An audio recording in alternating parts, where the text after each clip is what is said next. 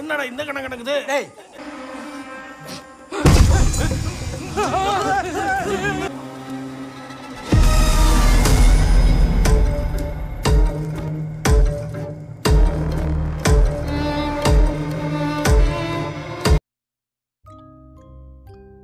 তো বন্ধুরা, আজ আমি এক্সপ্লেন করব রিসেন্টলি রিলিজ হওয়া একটি হরার সাউথ ইন্ডিয়ান মুভি। মুভিটির নাম ইয়ামাকাতেকি।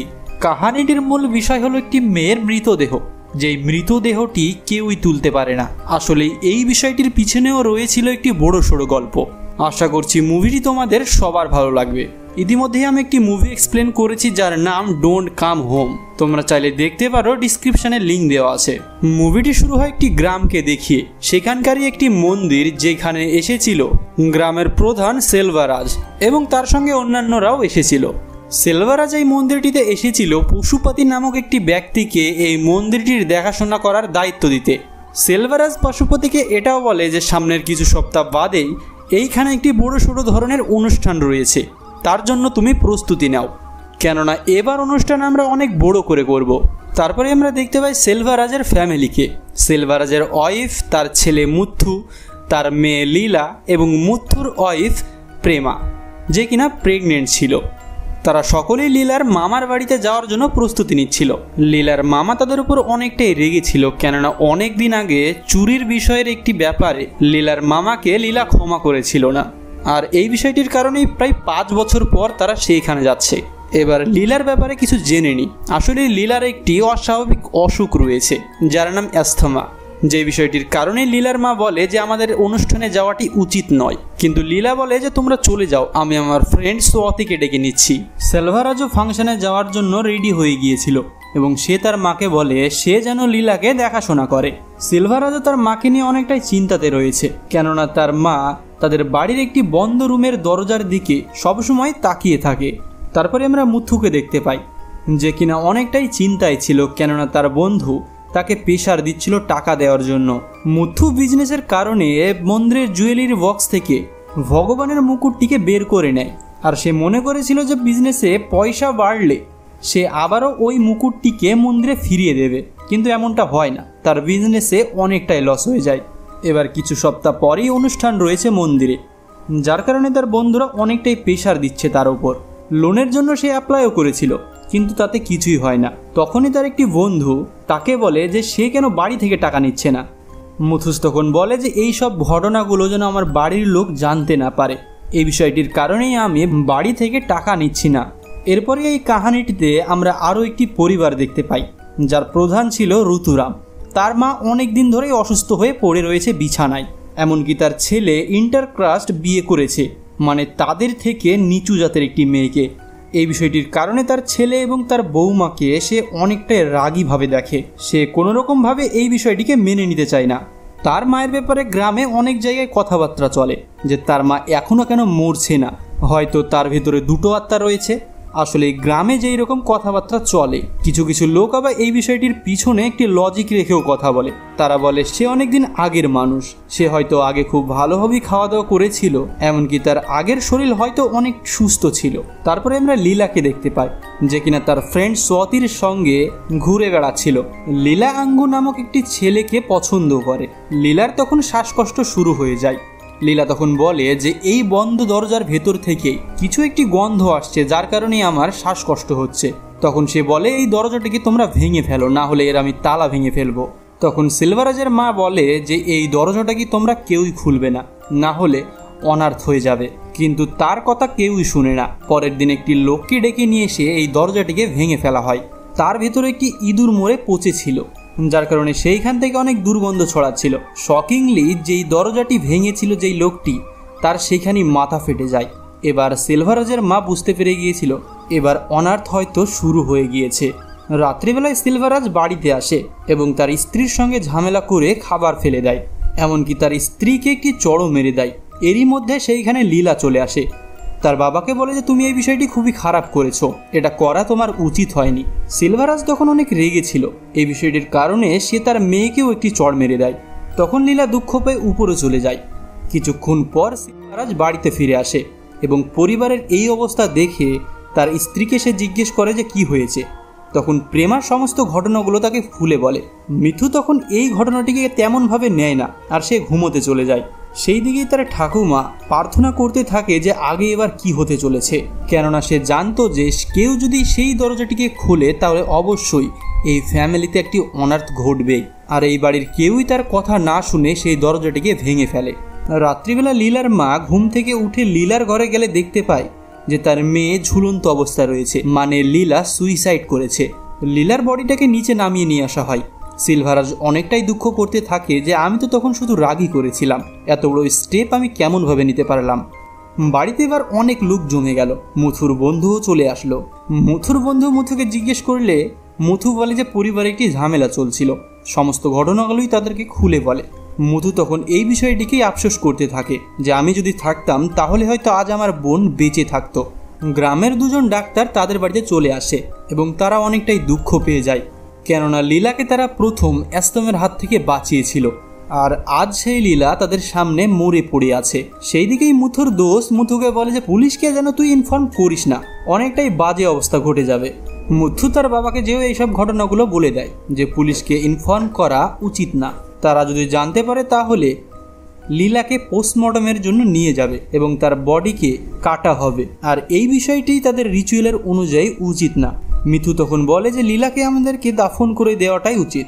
তারা ডক্টর দুটোকে বুঝিয়ে এই বিষয়টি মানিয়ে নেয় এবং একটি রিপোর্টও তৈরি করে নেয় যে লীলা অ্যাস্থমার কারণে মারা গিয়েছে। লীলাকে দেখার জন্য বাড়িতে আস্তে আস্তে অনেক মানুষ জমে যায়, এমনকি তার মামা এসে পা দুটোকে জড়িয়ে ধরে তার কাছ থেকে ক্ষমা চেয়ে নেয়।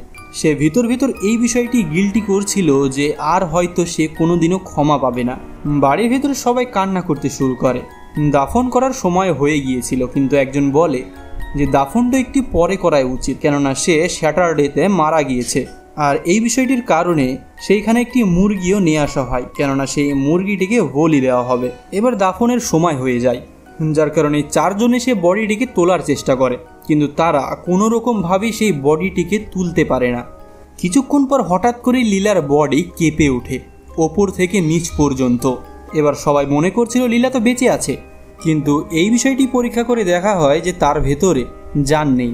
সেইখানকার লোকজনের প্রাণ তখন বেরিয়ে গিয়েছিল যখন লীলা তার জায়গা থেকে উঠে বসে। সেইখানে অনেকটাই হইচই পড়ে গিয়েছিল। এবার সেইখানে কথাবার্তা শুরু হয়ে গেল, যতগুলো মুখ ততগুলো কথা।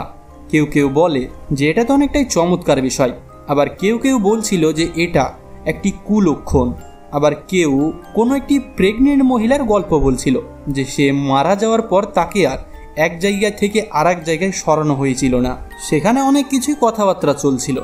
সেই দিকেই মুথুসকে তার বন্ধু জিজ্ঞেস করছিল যে সে কি সেই মুকুটটিকে নিয়ে এসেছে। মুথুস তখন বলে যে আমি সেই মুকুটটিকে নিয়ে এসেছি এবং তার ঘরে লুকিয়ে রেখেছি একটি সিক্রেট জায়গায়।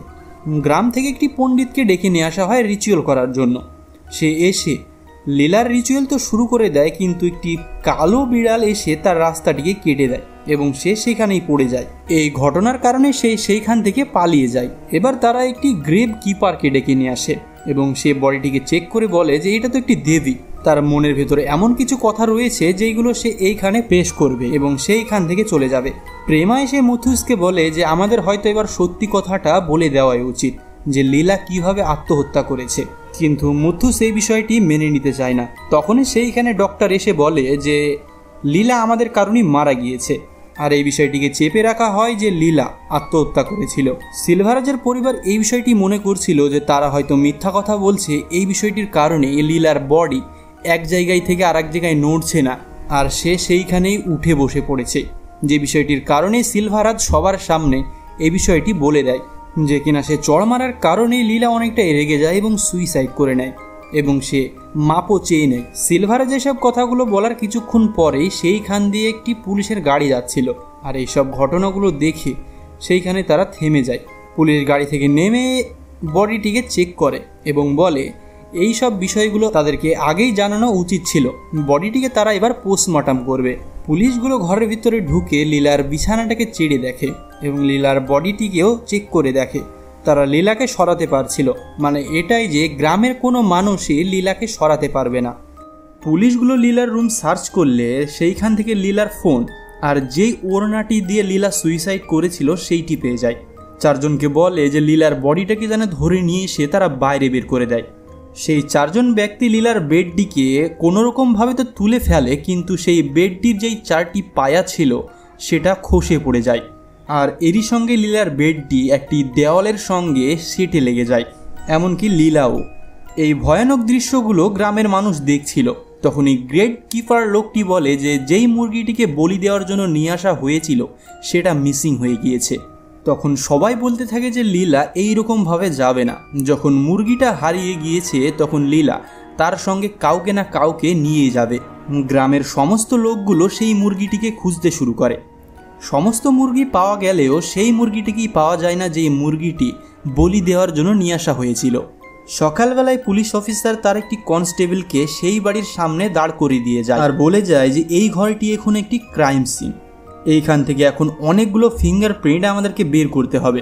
মুথুর বন্ধুগুলো তখন মুথুকে বলতে থাকে যে এবার তুই মুকুটটা কিভাবে নিয়ে আসবি। দেবীর জিনিস চুরি করার জন্য হয়তো আজ তোদেরকে দেবী এইভাবে অভিশাপ দিচ্ছে।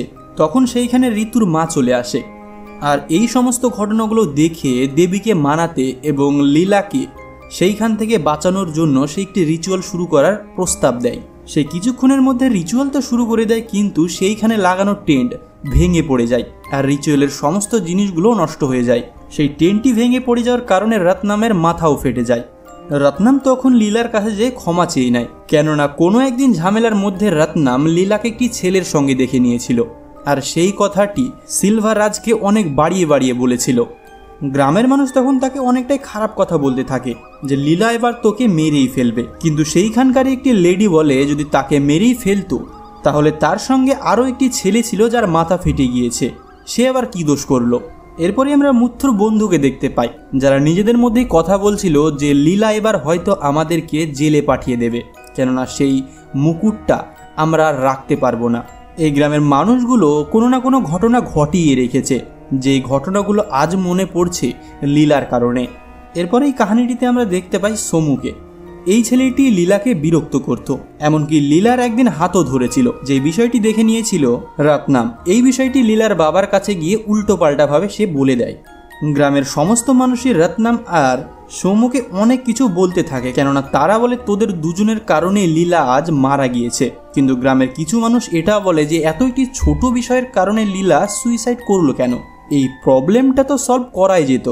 তারপরে আমরা জানতে পারি যে পুলিশের কাছে কিছু ইনফরমেশন চলে এসেছে। লীলার মোবাইলে একটি নাম্বার থেকে প্রত্যেক দিনই ফোন আসতো, কিন্তু ফোনটি যখন লীলা ডিসকানেক্ট করে দিত তখন সেই মোবাইলটা সুইচ অফ করে দিত। এই বিষয়টির কারণে পুলিশ সেই নাম্বারটির মালিকের ফটো এবং অ্যাড্রেস চেয়ে নেয়। এরই মধ্যে প্রেমা থেকে একটি প্রশ্ন করে, তুমি কি এমন অন্য কোনো কথা জানো যেইগুলো আমরা জানি না? তখন সোয়াতি বলে লীলা আসলে আম্বুর সঙ্গে একটি রিলেশনশিপে ছিল। গল্পটি এত দূরে আসায় তোমরা যদি ভুলে গিয়ে থাকো যে প্রেমা লীলার কে হতো। প্রেমা হলো সেই মেয়ে যেই মেয়েটি লীলার ভাইয়ের স্ত্রী ছিল। পুলিশগুলো তখন ইনফরমেশন পেয়ে যায় যে যেই নাম্বারটি সুইচ অফ ছিল সেটা ছিল আম্বুর সেই ছেলেটির, যে কিনা গ্রাম থেকে উধাও হয়ে গিয়েছে। সে লীলাকে তো দেখতে যেতে চেয়েছিল, কিন্তু তার বাবা তাকে যেতে দেয়নি। লীলা চেয়েছিল আনমু যেন গ্রাম থেকে বেরিয়ে শহরে কোনো এক জায়গায় চাকরি করে, কিন্তু আনমু এই গ্রামে একটি চাকরি নিয়ে নিয়েছিল। এই বিষয়টির কারণেই তাদের মধ্যে অনেকই ঝামেলা শুরু হয়ে যায়। যে ঘটনাটি আমরা দেখতে পাই ফ্ল্যাশব্যাকে। প্রেজেন্ট টাইমে আনবু আর তার পিতা লীলার কাছে আসে, কিন্তু সিলভারাজ তাদেরকে অনেক মারধর করে। শেষ পর্যন্ত আনবু লীলার পায়ে ধরে মাফ চেয়ে নেয়। আর তারপরে আমরা আরও একটি ফ্ল্যাশব্যাকে চলে যাই। আনবু সেই দিন রাত্রিবেলায় লীলাকে ফোন করলে লীলা বলে যে হয়তো আমাদের ঘটনাটি বাড়িতে জেনে নিয়েছে, যেই বিষয়টির কারণে আনবুকে এখন অন্য কোনো শহরে গিয়ে চাকরি করতে হবে। কিন্তু আনবু সাফ মানা করে দেয় যে যদি তোমাকে থাকতেই হয় তাহলে আমি এইখানেই থাকবো আর তোমাকেও এইখানেই থাকতে হবে। যার পর তাদের ঝামেলা হয়ে যায় এবং ফোন ডিসকানেক্ট করে দেয়। তারপরে আরও একবার একটি গ্রেভ কিপার সেই বডিটিকে এক জায়গা থেকে আর এক জায়গায় নড়ানোর চেষ্টা করে, কিন্তু তার চেষ্টায় রয়ে যায়। তখন সিলভারাজের মা বলে যে আমি তোমাদেরকে এতবার করে বলেছিলাম যে সেই দরজাটি তোমরা ভেঙো না, কেননা আমার বোন কানভারাজ এই রুমটিতেই মারা গিয়েছিল আর হয়তো তার আত্মাটাই আজ লীলার ভেতরে রয়েছে। কানভারাজ যখন মারা যায় তখন সে একটি শাড়ি নিয়ে যেতে চেয়েছিল আর সেই শাড়িটি সেই রুমেই ছিল। আর আজ তার কারণে হয়তো লীলার ভেতরে কানভারাজের আত্মাটি ঢুকে সেই শাড়িটিকেই নিতে এসেছে। তখন রত্নামের মা জিজ্ঞেস করে যে সেই শাড়িটি কোথায় আছে। তারপরে আমরা দেখতে পাই সেই সিন্দুকটির ভেতরে সেই মুকুটটিও রয়েছে, যেই মুকুটটি এইখানকার মন্দিরে ছিল। সেই শাড়িটি লীলার গায়ের উপরে দিয়ে দিলে এবার গ্রামের মানুষ ভেবেছিল হয়তো লীলার বডিটিকে সরানো যাবে, কিন্তু এবারও তারা সরাতে পারে না। এরই মধ্যে মুথু সেই মুকুটটি এইখান থেকে নিয়ে যাওয়ার চেষ্টা করে, কিন্তু একজন দেখে ফেলে। এবার পুলিশ অফিসার আম্বুকে জিজ্ঞাসাবাদ করে। পুলিশ অফিসার বলে যে লাস্ট কল লীলার সঙ্গে তোমারই ছিল প্রায় 35 মিনিট ধরে, কিন্তু আম্বু বলে যে এইসব কোনো ঘটনাই এই বিষয়টির উপর জড়িয়ে নেই। আর আপনারা এই বিষয়টি জেনে নিতে পারেন লীলার কল রেকর্ড থেকে, কারণ লীলার সমস্ত কল রেকর্ড করত। পুলিশগুলো রেকর্ডিংটি শুনতে চলে যায়। এরই মধ্যে আম্বু এবং তার বাবাকে এইখানে সবাই ঘিরে ফেলে, কিন্তু ততক্ষণে পুলিশগুলোর রেকর্ডিং শুনে চলে এসেছিল। আর তারা এখানে এসে প্রথমে মুথুকে ধরে। এই বিষয়টি দেখে সবাই অবাক হয়ে যায়। তখনই গল্পটি আবার ফ্ল্যাশব্যাকে চলে যায়। যেই দিন রাত্রিবেলায় লীলার সঙ্গে আম্বু ফোনে কথা বলছিল, ফোনটি ডিসকানেক্ট হয়ে যাওয়ার পর লীলার ফোনে তখনও রেকর্ডিং চলছিল। আর লীলা তখন মোবাইলটি নিচে রেখে দেয় এবং মুথুর সঙ্গে কথা বলতে শুরু করে। মুথু তখন বলে যে লীলাকে, তুই এমন কোনো ছেলেকে বিয়ে করিস না যেটা কিনা তোর কাস্টের থেকে নিচে রয়েছে।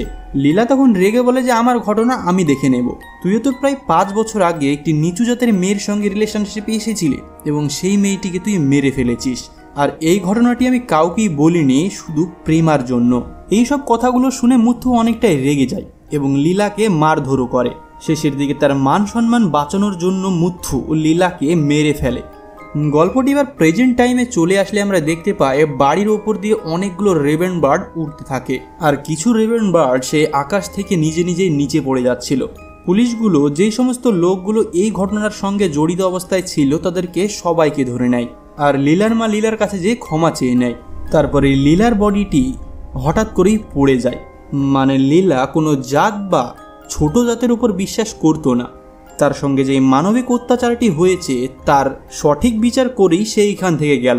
এবার লীলার বডিটিকে শেষ কাজটি করার জন্য নিয়ে যাওয়া হয়। লীলা এখান থেকে যেতে যেতে এমন কিছু কাজ করে গেল যেটা একেবারেই অস্বাভাবিক। তো মুভিটি তোমাদের কেমন লাগলো? আশা করছি অনেক ভালো লেগেছে। মুভিটির স্টোরি লাইন অনেকটাই ভালো ছিল। গ্রামের সমস্ত মানুষকে এক করে দিয়ে গেল, কোনো ছোট জাত বলে আর কেউই থাকলো না। এই বিষয়টির উপর তোমাদের মতামত কি আমাদের কমেন্ট করে নিশ্চয়ই জানাতে পারো। আর হ্যাঁ, তোমরা ভিডিও কিন্তু অনেকেই দেখছো কিন্তু সাবস্ক্রাইব করছো না। আশা করছি চ্যানেলটিকে তোমরা সাবস্ক্রাইব করে নিয়েছো, পরের ভিডিওটাও তো দেখতে হবে না। আর হ্যাঁ, ডোন্ট কাম হোম মুভিটিকে তোমরা মিস করো না, সেই মুভিটিও অনেকটা ইন্টারেস্টিং। ডিসক্রিপশনে লিঙ্ক দেওয়া আছে, গিয়ে দেখে আসতে পারো। তো এখনকার মতো বাই।